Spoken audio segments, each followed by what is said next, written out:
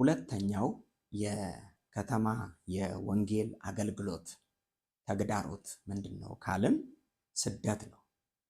እንግዲህ የከተማ የወንጌል አገልግሎት አርበን ሚኒስትሪ በከተማ ውስጥ ከሚገጥሙን ተግዳሮቶች አንዱ ስደት ነው። ብዙ ጊዜ የወንጌል ስደት የሚነሳው በከተማ ውስጥ ነው። ለምንድን ነው ብለን ስናስብ ብዙ የተለያዩ ምክንያቶች ሊኖሩት ይችላሉ። ቀደም እንዳልነው የጣዖት ስራ፣ የባዕድ አምልኮ፣ የተለያዩ የአጋንንት አሰራሮች ስለሚንሰራፉ ብዙ ተንኮልና ጥፋትም በከተሞች ውስጥ ስለሚሴሩ በዚህ ምክንያት የቤተ ክርስቲያንን አገልግሎት በከተማ ያለውን የወንጌል አገልግሎት አርበን ሚኒስትሪ የሚገዳደር አንዱ ነገር ምንድነው ካልን ስደት ነው። እንግዲህ መጽሐፍ ቅዱሳችን እንደሚነግረን እንሰደድ ዘንድም እንደተጠራን የእግዚአብሔር ቃል ይናገራል። በስደት ውስጥ ግን አሸናፊ የሆነ እግዚአብሔር ከኛ ጋር አብሮ ይቆማል። ስለ ስሜ ትጠላላችሁ፣ ትገፋላችሁ፣ ትነቀፋላችሁ ነው ያለው። ወገኖቼ የጥቂት ዓመታትን ወደኋላ ታሪክ ብንመለከት በኢትዮጵያ ቤተክርስቲያን ውስጥም የኢትዮጵያ ቤተክርስቲያን በብዙ ስደት ውስጥ አልፋ ነው ዛሬ የሰፋችው የበዛችው። እግዚአብሔር በስደት ውስጥ ይሰራል። ዛሬ የኢትዮጵያ ቤተክርስቲያን እኔና እናንተ ለደረስንበት ትልቅ በረከት ምክንያት የሆኑ ብዙ መስዋዕትነት የከፈሉ የደም መስዋዕትነት የከፈሉ ብዙ መከራ የተቀበሉ የእምነት አባቶቻችን ቁጥር ጥቂት አይደለም። በብዙ ስደት ውስጥ ብዙ አባቶቻችን ራሳቸውን አሳልፈው በመስጠት መስዋዕት በመሆን በተለያየ አይነት መከራ ውስጥ አልፈው በስደቶች ውስጥ አልፈው የዛሬዋን ቤተክርስቲያን በዚህ ደረጃ እንድትደርስ ብዙ ዋጋ ከፍለዋል። እንግዲህ የከተማ የወንጌል አገልግሎት ተግዳሮት ስደት ስለሆነ በከተማ ያለች ቤተክርስቲያን ስደትን መፍራት አይገባትም ማለት ነው። በተለያየ ሊመጡ ይችላሉ በምንላቸው ስደቶች ምክንያት አፋችንን ዘግተን ባለንበት ቦታ ተገድበን የወንጌልን ስራ ማቆም የለብንም ማለት ነው። ልንከፍለው የሚገባንን ዋጋ ለመክፈል ስንነሳ አምላካችን እግዚአብሔር ከኛ ጋር ይሆናል። እንግዲህ ጌታችን ኢየሱስ ክርስቶስ ወደ ጌርጌሴኖን ከተማ እየመጣ እያለ ከገሊላ ወጥቶ በከተማይቱ መግቢያ በር አካባቢ ለብዙ ዓመት በእግር ብረት የታሰረ እና በዛ በመቃብር አካባቢ ይኖር የነበረውን እና ብዙ አጋንንት በውስጡ የነበረውን ሰው በፈወሰ ጊዜ ጌርጌሴኖን ከተማ ያሉ ሰዎች ሁሉ መጡ። አጋንንቱ ወደ ሪያ ገብቶ ሪያዎች ወደ ውሃ ውስጥ ስለገቡ በጣም ብዙ የከተማው ሰዎች የጌርጌሴኖን ሰዎች ወደ ኢየሱስ መጡ እና ያሉት ነገር ምንድነው ስንል ወደ ከተማችን አትግባ ብለው ከለከሉት ይላል። እንደውም በዛ ቦታ እንደሚናገር ጌታችን ኢየሱስ ክርስቶስ ወደ ከተማችን አትግባ ባሉት ጊዜ በብዙ ቃል በለመኑት ጊዜ በተናገሩት ጊዜ በታንኳ እንደተመለሰ የእግዚአብሔር ቃል ይነግረናል። እንግዲህ ስደት በከተሞች ላይ በሚነሳበት ጊዜ እኔና እናንተ በእግዚአብሔር ተአምራትና በእግዚአብሔር ኃይል እግዚአብሔር ከኛ ጋር ይሰራል። ጌታችን ኢየሱስ ክርስቶስ በዛች ከተማ ላይ የሰራው ነገር በጣም ታላቅ ነበር። ጌርጌሴኖን ተናወጠች። ጌርጌሴኖን በጣም ተናጋች። ለምን ብለን ስንመለከት ማንም የማይደፍረው የአጋንንት እስራት ከዛ ብላቴና ላይ ስለወጣ ከተማው በሙሉ ተደነቀ። ከተማው በሙሉ ተገረመ። ሆ ብሎ ቢጮህም ግን ወንጌል ወደ ጌርጌሴኖን ከተማ በአንድም በሌላም ገብቷል። ወገኖቼ ወንጌልን ይዘን ወደ ከተማ ስንሄድ እግዚአብሔር በእርሱ ኃይል ይሞላናል። እግዚአብሔር በከተማይቱ ውስጥ የእሱ ክብር እንዲገለጥ ሲፈልግ ልክ እንደዚህ የታሰሩ ሰዎችን በወንጌል እስራት እግዚአብሔር ይፈታል። ወገኖቼ ስደት ሲኖር የእግዚአብሔር ኃይል ይገለጣል። በተለይም ለወንጌል የሆነ ስደት በእኛ ሕይወት ውስጥ ሲመጣ እግዚአብሔር ለወንጌል ተአምራትን ያደርጋል፣ ድንቅን ያደርጋል እና በዛ ከተማ ውስጥ የነበሩ ሰዎች በጣም በሚያስገርም አይነት መልኩ የእግዚአብሔርን ክብር አዩ። ያ ሰው ልብስ የማይለብሰው ሰው ልብስ ለብሶ፣ ያ ራሱን የማይገዛው ሰው ከኢየሱስ ክርስቶስ እግር አጠገብ ተቀምጦ በማስተዋል ሆኖ አዩት።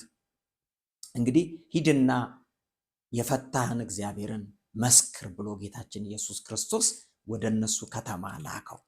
ይሄ ሰው ወደዛ ከተማ ገብቶ ምስክር ነው፣ እንግዲህ ምልክት ነው እግዚአብሔር ስለመስራቱ። ወገኖቼ በከተሞች ውስጥ የእግዚአብሔርን ስራ ልንሰራ ስንነሳ ስደት ይኖራል። የተለያየ አይነት ማስፈራራቶች ሊመጡ ይችላሉ።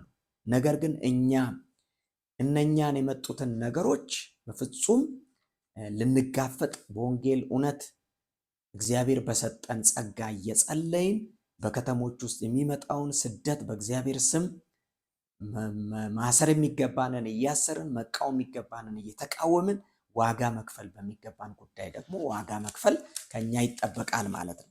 ወገኖቼ ወንጌል የእግዚአብሔር መንግስት ስለሆነ የእግዚአብሔርን መንግስት በከተሞች ላይ ልናስፋፋ ስንነሳ የሰይጣን መንግስት ዝም ብሎ አያየንም። በገባንበት ከተማ ውስጥ ሰይጣን እሰይ አይልም። እኛ በገባንበት ከተማ ውስጥ በልዩ ልዩ መንገድ በስውርም በተገለጠ መልኩ የከተማን የወንጌል አገልግሎት እንዳናገለግል፣ ካለንበት አዳራሽ እንዳንወጣ፣ ካለንበት ሰፈር እንዳንወጣ ጠላት በአንድም በሌላም የሚያደርገው ነገር ማስፈራራት ነው። ወገኖቼ እኔና እናንተ ግን ስደትን መፍራት የለብንም። ስለዚህ የከተማ አገልግሎት አንዱ ተግዳሮት ምንድን ነው ካልን ስደት ነው። ሶስተኛው በከተማ ያለን አገልግሎት ትልቁ ፈተና ምንድን ነው ካልን የመናፍስት አሰራር ነው። ብዙ ጊዜ ከተሞች በመናፍስት አሰራር የታሰሩ ናቸው። በጠንቋዮች፣ በአስማተኞች፣ በደብተራዎች፣ በአመፀኞች፣ በክፉ መንፈስ የተያዙ ሰዎች ብዙ ጊዜ ከተሞች በእንደዚህ አይነት እስራት ውስጥ ይተበተባሉ። እንግዲህ የመናፍስት አሰራር ብዙ ጊዜ የሚፈርሰው በጸሎት ነው። ስለዚህ የከተማን የወንጌል አገልግሎት ስናስብ ሁልጊዜ ቅድም እንዳልኩትም በአንድነት ከተማይቱን ሆ ብለን ለመውረስ የሚያስችለንን ጉልበት በጸሎት ከእግዚአብሔር ዘንድ መቀበል አለብን ማለት ነው። ኃይለኛውን ማሰር አለብን። በከተማይቱ ውስጥ የነገሰውን መንፈስ አሰራር ለይተን አውቀን በዛ አካባቢ ያለውን አጋንንታዊ ታሪካዊ አሰራር፣ ጭንገፋ ወገኖቼ ከተሞች ሰይጣን የሚሰራባቸው ስትራቴጂዎች ይለያያሉ። በአካባቢው ሰይጣን የነገሰባቸው አሰራሮች ይለያያሉ። ያንን በመንፈስ ለይቶ በመረዳት በመንፈስ መፍረስ ያለበትን በመንፈስ እየተቃወምን እያፈረስን ልንወርስ ይገባናል ማለት ነው። ስለዚህ የመናፍስት አሰራር አንዱ በከተማ ውስጥ ያለ ተግዳሮት ነው። እንግዲህ በሐዋርያት ሥራ ምዕራፍ 16 ቁጥር 16 ላይ ስንመለከት ጌታችን ኢየሱስ ክርስቶስ ሐዋርያው ጳውሎስ ወደ መቄዶንያ ከተማ በገባ ጊዜ የገጠመውን ነገር ሁላችንም እናውቃለን። ያቺ የሟርተኝነት መንፈስ ያለባት ሴት እና ለጌቶች እየጠነቆለች ትርፍ ታመጣ የነበረች እና የጥንቆላ ስራ ተሰራ የነበረች ሴት፣ ብዙ ትርፍ የምታመጣ ሴት በዛች ከተማ ውስጥ ሲገባ ሐዋርያው ጳውሎስ እና ያደረገው ነገር ምንድን ነው ስንል የመንፈሱን አሰራር ተቃወመ እና ጉቶውን በኢየሱስ ስም ነቀለ፣ መንፈሱን መታ። በዚህ ጊዜ ገቢ የቀረባቸው ታላላቅ የሆኑ በከተማይቱ ውስጥ ያሉ በዚህ መንፈስ አሰራር የበለጸጉ ያደጉ ኑሯቸውን በዚህ በመንፈስ አሰራር በጥንቆላ ላይ ያደረጉ በሟርት ላይ ያደረጉ ሰዎች ጳውሎስና ሲላስን ምን አደረጓቸው ስንል ጎተቷቸው፣ ወደ ተለያየ ፍርድ ስፍራ ወሰዷቸው፣ ሹማምንት ፊት ወሰዷቸው፣ አሰቃዩአቸው። ወገኖቼ እግዚአብሔር ከነሱ ጋር ስለነበረ በእርግጥ ተአምር አድርጎ እግዚአብሔር እንዴት ከእስር እንዳስፈታቸው እንዴት እግዚአብሔር ከነሱ ጋር እንደቆመ ስንመለከት እግዚአብሔር ሁልጊዜ የመናፍስት አሰራር በነገሰበት ከተማ ላይ የእርሱን ልጆች በድል ሊያወጣ በድል ሊሸልም ሁልጊዜ እግዚአብሔር አብሮ ይቆማል ወገኖቼ። ስለዚህ የመናፍስትን አሰራር በከተማ ውስጥ ያሉትን አሰራር ልንፈራ አይገባንም ማለት ነው። እንደውም የእግዚአብሔር ቃል እንደሚናገረው እኛ የምንቀጠቅጥ፣ የምናጠፋ፣ የምናፈርስ ስልጣን ኃይል ከእግዚአብሔር ዘንድ ተሰጥቶናል። እኛ እንጂ አሸናፊዎች፣ የከተማ ቤተክርስቲያን እንጂ አሸናፊ በከተማ ያለው የአጋንንት አሰራር አይደለም። ስለዚህ ከተሞች ላይ እግዚአብሔር እንዲነግስ የከተማ ቤተክርስቲያን በከተማ ላይ ዙፋን ያደረገውን ጠላት ማፍረስ አለባት ማለት። አደባባዮችን የያዘ ጠላት አምልኮ የሚቀበል አሁን በኢትዮጵያ ውስጥ ቅድም እንዳልኩት እየተንሰራሩ ያሉ በየጊዜው የደም መስዋዕትን የሚቀበሉ የአምልኮ መስዋዕትን የሚቀበሉ ብዙ የአጋንንት አሰራሮች በከተሞች ላይ እየነገሳል። እነኚህ አጸዶች በጸሎት መፍረስ አለባቸው። አንዳንዶቹ አሰራሮች ቅድም እንዳልኩት ከባለስልጣኖች ጋር የተያያዘ ልክ በዚህ በመቄዶንያ ከተማ እንዳለው ስውር የሆኑ ባህላዊ የሆኑ አጋንንታዊ ስትራቴጂዎችን፣ የወንጌል ተቃዋሚ አሰራሮችን፣ የመንፈስ ኃይላትን ማፍረስ ያስፈልጋል ማለት ነው። ስለዚህ አንዱ ትልቁ የቤተ ክርስቲያን ተግዳሮት ምንድን ነው ስንል የመናፍስት አሰራር ነው። ስለዚህ ሐዋርያው ጳውሎስና ሲላስ በመቄዶንያ ከተማ በጸሎት የአጋንንትን ስራ አፈረሱ፣ የሟርትን ስራ አፈረሱ። ወገኖቼ ሳናፈርስ መውረስ አንችልም፣ ሳንጸልይ መውረስ አንችልም። ስለዚህ እኮ ነው መጽሐፍ ቅዱስ የእግዚአብሔር ቃል እንደሚናገረው ኃይለኛውን ሳያስሩ የኃይለኛውን ቤት መበዝበዝ አይቻልም። ስለዚህ የኃይለኛውን ቤት ማሰር ያስፈልጋል፣ የኃይለኛውን ቤት መምታት ያስፈልጋል ማለት ነው። ከዛ ምርኮ ለመውሰድ ቀላል ይሆናል። ስለዚህ በከተሞች ውስጥ ብርቱ ጸሎት፣ ብርቱ በምሪት የሆነ ጸሎት፣ የማያቋርጥ ጸሎት፣ ቋሚ ጸሎት የእግዚአብሔርን ፊት ድል እስከምናገኝ ድረስ ከተማይቱን እግዚአብሔር አሳልፎ እስከሚሰጠን ድረስ ለእግዚአብሔር እረፍት መስጠት የለብንም ማለት ነው። እግዚአብሔር ሁልጊዜ በእንዲህ አይነት ክብር ከኛ ጋራ መቆም ይፈልጋል። በኢያሱ ዘመን እንደነበረው ኢያሪኮ ዝም ብሎ አልፈረሰም። በማቋረጥ የ6 ቀን ጩኸት፣ በማቋረጥ የ6 ቀን እንባ ኢያሪኮ እንደፈረሰ ወገኖቼ ወደ መውረስ የምንገባው አስቀድመን የጠላትን ስራ ማፍረስ እንችል ነው። ስለዚህ ኢያሪኮ የሆኑ ግንቦች መፍረስ አለባቸው። እግዚአብሔርን የማያሳዩ አጸዶች ከኢትዮጵያ ምድር መፍረስ አለባቸው። በከተሞች ላይ የነገሱ ጸበን የሚጭሩ እምነትን የሚያጠፉ ጸጋን የሚያጎሉ የቤተ ክርስቲያንን ወንጌል የሚረግጡ ለስዕል ለጣዖት ሰዎች እንዲሰግዱ የሚያደርጉ ብዙ አጸዶች ብዙ ጣዖቶች በተለያየ መልክ በምድራችን ላይ ለአምልኮ ተዘጋጅተዋል። እነኚህን በጸሎት ማፍረስ ያስፈልጋል ማለት ነው። ዛሬ በኢትዮጵያ ከተሞች ላይ ሰዎች በእውነት ለብዙ ጣዖት እየሰገዱ አሉ። ለጣዖት መንገድ ላይ ቆመው አምልኮ ሲሰጡ እናያለን። ለጣዖት መንገድ ላይ ቆመው ስግደት ሲሰጡ እናያለን። እነኚህ አጸዶች እነኚህ ጣዖቶች በኢየሱስ ስም እንዲፈርሱ ልንነሳ ይገባናል ማለት ነው። ሌላው ሶስተኛው የቤተ ክርስቲያን አራተኛው የቤተ ክርስቲያን በከተማ ያለው ተግዳሮት ምንድን ነው ካልን ድርጅታዊ ገጽታ ነው። ወገኖቼ ይሄ በእውነት በጣም ማሰብ ያለብን ጉዳይ ነው። የከተማ ቤተ ክርስቲያን አንዱ ትልቁ ተግዳሮት ምንድን ነው ካልን ድርጅታዊ ገጽታ ነው። ድርጅታዊ ገጽታን ለመገንባት ትልልቅ ህንፃዎችን ለመስራት ገንዘቦች ይያዛሉ። ወገኖቼ በከተማ ላለው ለወንጌል አገልግሎት የሚያስፈልገው ብዙ ቤቶች አሉ፣ የአማኞች ቤቶች አሉ። ህብረቶችን ማቋቋም ይቻላል። የቤተ ክርስቲያንን መትከል ያስፈልጋል። ብዙ በየቦታው ቢሮ፣ በየቦታው ግንባታ፣ በየቦታው በቃ በዚህ አስቸጋሪ በሆነ ጊዜ ቦታ ለመክሳት የሚወጣ ወጪ እጅግ በጣም ወገኖቼ ለወንጌል ቢውል ከተማይቱን በወንጌል ለመድረስ ትልቅ አቅም ይሆናል። ድርጅታዊ ገጽታ ወገኖቼ አንዱ ቤተ ክርስቲያንን በከተማ ውስጥ እየተገዳደራት ያለው ነገር ድርጅታዊ ገጽታ ነው። ድርጅታዊ ነገር ለማድረግ የምንሄድባቸው ርቀቶች ወገኖቼ እነኚህ ነገሮች በልክ ማድረግ ይገባናል። ድርጅታዊ ገጽታዎች ያስፈልጋሉ። አዎ ለወንጌል ቤተ ክርስቲያን አሰራር ያስፈልጋታል፣ ቢሮ ያስፈልጋታል፣ ህዝብ የሚሰበሰብበት ያስፈልጋል። ግን አሁን ባለው ነባራዊ ሁኔታ ባሉት ከተሞች ላይ እንደዚህ እንደ ኤሊ እየተጓዘን በቃ ደግሞ እንደ ኤሊ ተጉዘን የተመሰረቱ ቤተክርስቲያናት በቦታ ግዢና በድርጅታዊ ገጽታ ግንባታ ላይ እንደዚህ የሚያዙ ከሆነ ወገኖቼ ያመልጠናል፣ የከተማ የወንጌል አገልግሎት ያመልጠናል። ስለዚህ እሱም በልክ ልናደርግ ይገባናል።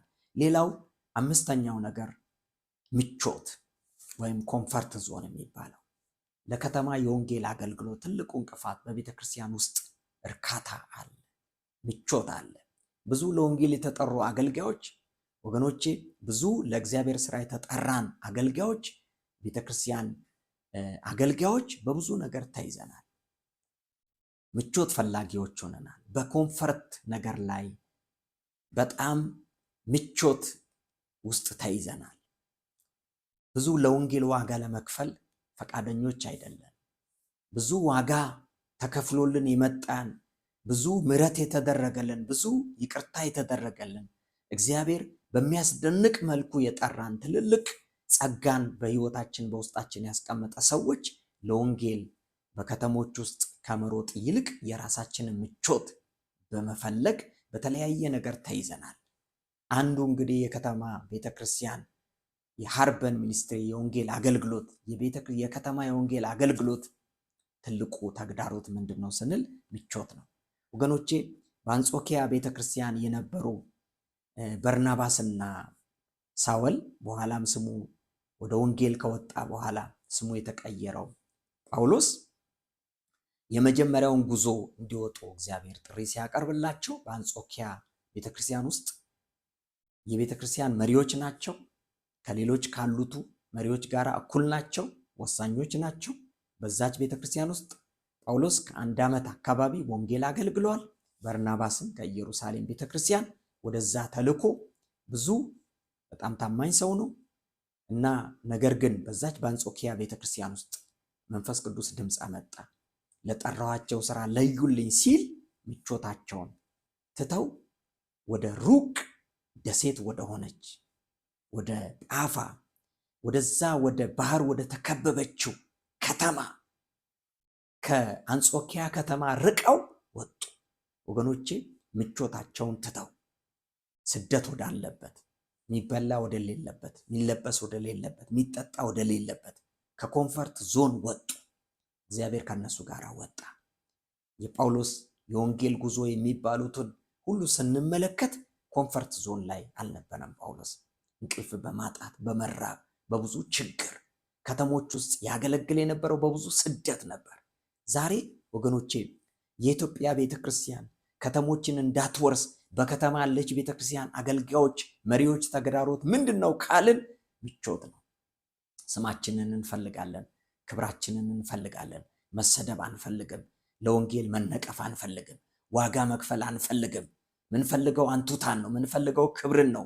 ምንፈልገው በቃ ዘና ፈታ ብለን በቢሮአችን መቀመጥ ነው እንጂ በዙሪያችን ያሉ ሰዎች ሸክም የለንም።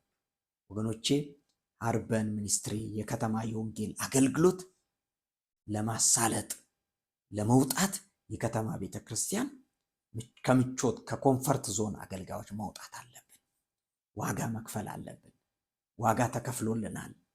ክርስቶስ የጠራን ለዓላማው ነው። በራሳችን ነገር መያዝ የለብንም። በጥቅማችን መያዝ የለብንም። በራሳችን ምቾት፣ በራሳችን ጤንነት፣ በራሳችን ነገር መያዝ የለብንም። ወገኖቼ ለወንጌል የተጠራን በኮንፈርት ዞን ውስጥ በከተማ ውስጥ ላለን ሰዎች ወገኖቼ አንድ ቀን በእግዚአብሔር ፊት እንዳናፍር እግዚአብሔር በሰጠን ጸጋ በዙሪያችን ያሉትን መንደሮች፣ በከተማ ውስጥ ያሉትን ሰፈሮች ልንወርስ እንውጣ። ወገኖቼ እነኚህ ነገሮች የቤተ ክርስቲያን ተግዳሮቶች ናቸው። ምንድናቸው ካልን የቤተ ክርስቲያን አንዱ ትልቁ የከተማ ቤተ ክርስቲያን የወንጌል አገልግሎት ተግዳሮት ምንድነው ካልን ጣዖት ነው። ሁለተኛው ምንድነው ካልን ስደት ነው። ሶስተኛው ደግሞ ምንድነው ካልን የመናፍስት አሰራር ነው። አራተኛው ድርጅታዊ ገጽታ ነው። አምስተኛው በምቾት ውስጥ መያዝ ነው። ወገኖቼ ዛሬ እግዚአብሔር ለከተማ ላለችዋ ቤተክርስቲያን ሃርበን ሚኒስትሪን አቀጣጥ ይላል። እንነሳ። እነኚህም ሌሎችም ተግዳሮቶች አሉ። እነኚህን አልፈን ሰብረን የጌታን ወንጌል በመስበክ ሃርበን ሚኒስትሪን እናስፋ። ከተሞች በክፉ ሳይያዙ እንቅደም። ከተሞችን እንውረስ። ወገኖቼ ባለፈውም እንዳልኩት ብዙ ምልክቶች እንደሚያሳዩት እኛ በመንግስት ሕግ ያገኘናቸው የወንጌል ዕድሎች እኛ ካልሰራን ነገ በእኛ አለመስራት ምክንያት ልናጣባቸው የምንችላቸው ተጽዕኖ ካላመጣን በከተሞች ውስጥ መስራት የምንችልበት ተጽዕኖ የምናጣባቸው ብዙ ነገሮች አሉ። ህግ የተሰጠን ህገ መንግስታዊ መብት ተገቢና አስፈላጊ ቢሆንም ግን እኛን እስከ መጨረሻ ድረስ ተጽዕኖ እንድናመጣና ተቀባይነት እንዲኖረን የሚያደርገው በወንጌል በእኛ እጅ ያለውን ተጽዕኖ አምጥተን ከተሞችን በወንጌል ስንወርስ ያን ጊዜ ቀና ብለን በከተሞች ውስጥ የወንጌልን ስራ መስራት የምንችልበት ተጽዕኖ አምጪዎች እንሆናለን። ስለዚህ ወገኖቼ እንዳንታለል፣ ከተሞች በእኛ እጅ እንዳሉ እንዳናስብ። ብዙ ክፉ ነገር እየሰራባቸው አሉ። ኢትዮጵያ ቤተክርስቲያን ንቂ፣ የኢትዮጵያ ቤተክርስቲያን ተነሺ፣ አቀጣጢ፣ አርበን ሚኒስትሪን አቀጣጢ።